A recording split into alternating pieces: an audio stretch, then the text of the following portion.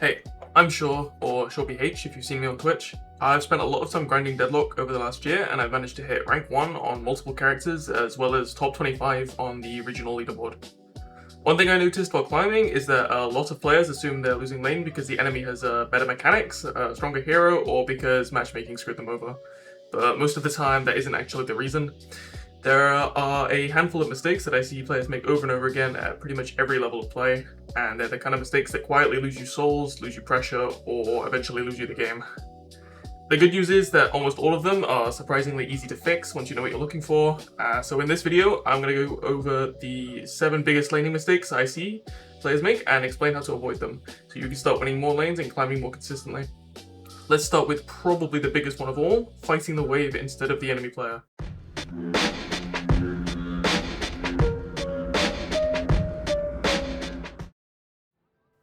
This one's going to be a quick one because it's also one of the easiest mistakes to fix. Early on in the game, you don't have much health, so the trooper wave actually does a surprising amount of damage. A lot of players get so focused on trading with the enemy hero that they completely ignore the wave hitting them.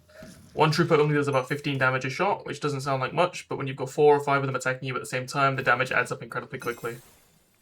This means that even if you're landing your shots, you're often losing the trade simply because the wave is helping your opponent, or you're stood in front of the wave and tanking it for no reason.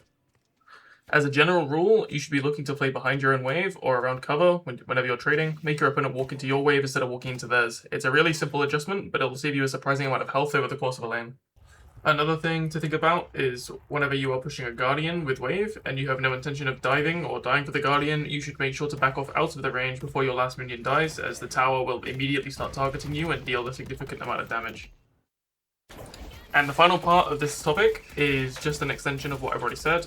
If the enemy manages to clear wave faster than you, do not stand in its way and let it attack you. Simply back off to your Guardian and allow it to tank while you clear the wave.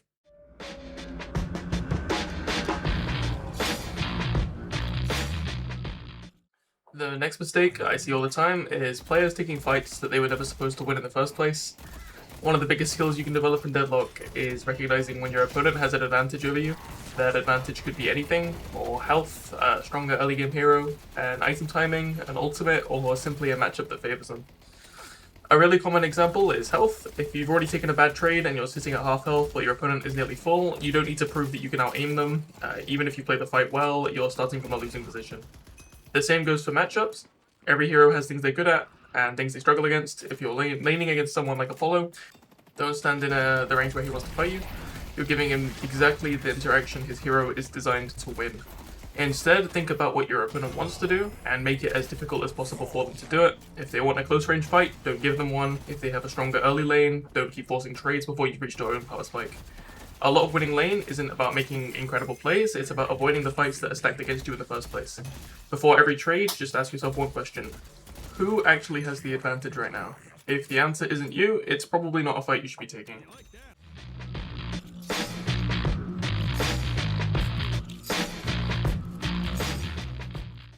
The third mistake is one that doesn't always feel like a mistake because nothing obviously bad happens, but over the course of the game it can put you thousands of souls behind. A lot of players spend too much time doing nothing. They stand in lane waiting for the next wave, chasing damage that isn't going to lead to a kill, or just generally not getting as much value out of the map as they could be. One of the biggest things you should be paying attention to is objective timers. Around 2 minutes, your tier 1 camp spawns. At 3 minutes, you've got boxes. Then around 5 minutes, buffs and tier 2 camps become available. At 8 minutes, Sinner spawn.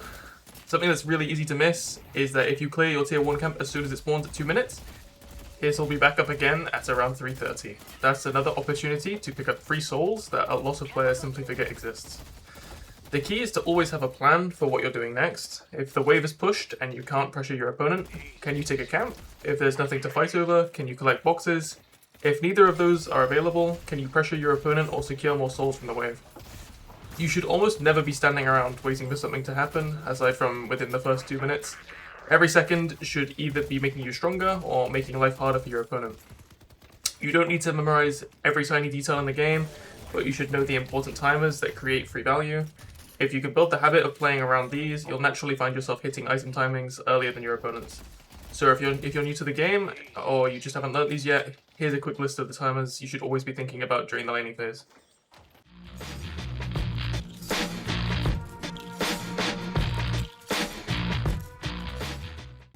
The fourth mistake is something you'll hear a lot of players talk about, and that's left to righting your build. A lot of players open a build from the build browser, and then without really thinking about it, they just buy every item from left to right exactly as it's laid out. The problem is that no two lanes are the same.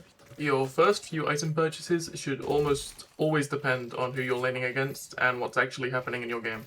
For example, if you're in a lane that's constantly poking you down, don't be afraid to spend some souls on sustain early. Yeah, it might delay your next power spike a little bit, but if that item lets you stay healthy, contest more souls, avoid resetting, and ultimately win the lane, then it's almost always worth it.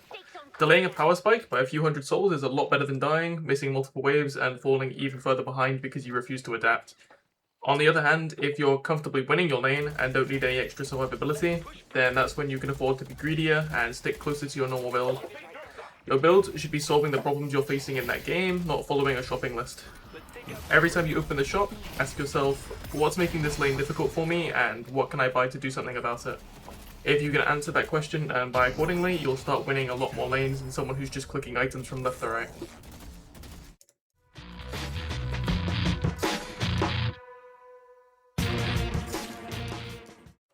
The fifth mistake is one that almost everyone is guilty of at some point, and that's refusing to reset. A lot of players get low, tell themselves they'll clear just one more wave, grab one more camp, or stay for one more trade, and before they know it, they're dead.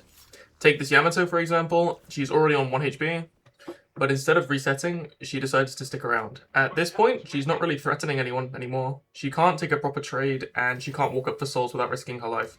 And she's always one mistake away from getting dove. Sure enough, that's exactly what happens. A lot of players see resetting as losing value because you're spending time walking back to lane, but dying is almost always far more expensive. You're giving away souls, missing farm while you're dead, and you're giving your opponent complete control of the lane.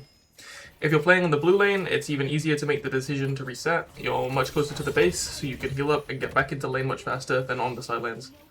Don't be afraid to take advantage of that, a quick reset is often the correct play.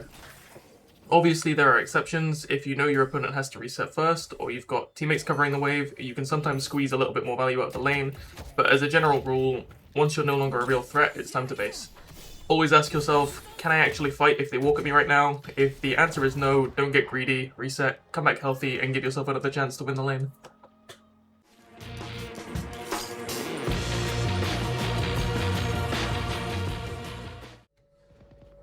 The sixth mistake is wasting your resources. The two biggest resources you have during the laning phase are your stamina and your abilities, and I see a lot of players using both without really thinking about why. Let's start with stamina. Every time you dash or double jump, you're spending one of the most valuable resources you have. If you're using stamina just to move around a little bit faster or because it feels more comfortable, there's a good chance you'll end up needing it a few seconds later when you have to actually dodge an ability or escape a bad situation. A lot of deaths happen because players don't have the stamina left to get themselves out. The same idea applies to your abilities. Just because an ability is off cooldown doesn't mean you should use it. If you're throwing abilities out on the off chance they hit, you're giving your opponent a window to punish you while your strongest tools are unavailable. Instead, try to use your abilities with intent. Ask yourself, what am I trying to achieve by pressing this button? Am I securing souls? Am I guaranteeing damage? Am I forcing my opponent back? Am I setting up a kill?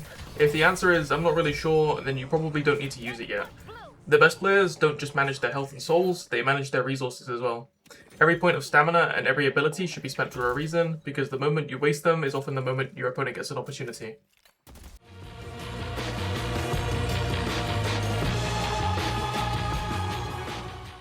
The final mistake is trying to play every lane exactly the same.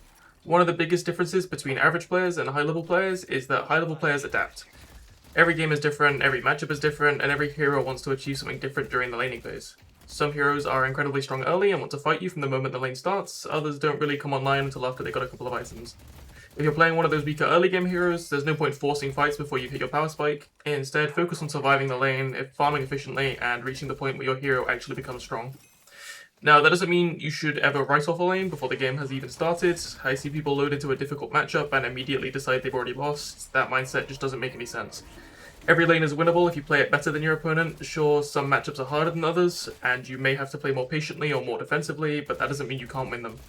If you understand what your hero wants to do, recognize what your opponents are trying to achieve, and play around your own strengths instead of theirs, you'll win plenty of lanes that people would have told you were unwinnable.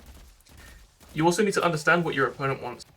If you're up against a hero that wins close range fights, don't keep walking into their range. If they're trying to poke you down, use cover and look for opportunities on your terms instead of theirs. One mistake I see quite often is players feeling like they have to follow every fight, especially if their lane partner gets caught. Sometimes the correct play is to let your teammate die. If they're already dead before you can realistically help, turning one death into two doesn't fix the problem, it just makes the lane even harder to recover. Not every fight is your responsibility, and learning when not to commit is just as important as knowing when to go in. At the end of the day, there isn't a single formula for winning every lane. The players who climb consistently are the ones who look at the matchup in front of them, recognize what both heroes are trying to do, and adapt their playstyle accordingly. If you can do that while avoiding the other 6 mistakes we talked about today, you'll give yourself a much better chance of winning lane and climbing the ranks. If you found this guide helpful, I'd really appreciate it if you left a like and subscribed. I'm planning on making a lot more Deadlock guides, covering different heroes, mechanics, and concepts. So if there's anything you'd like to see next, let me know down in the comments. I also stream high-level Deadlock over on Twitch as SureBH, so if you want to watch live gameplay or ask me questions while I'm playing, you'll find the link in the description. Thanks for watching, and I'll see you in the next one.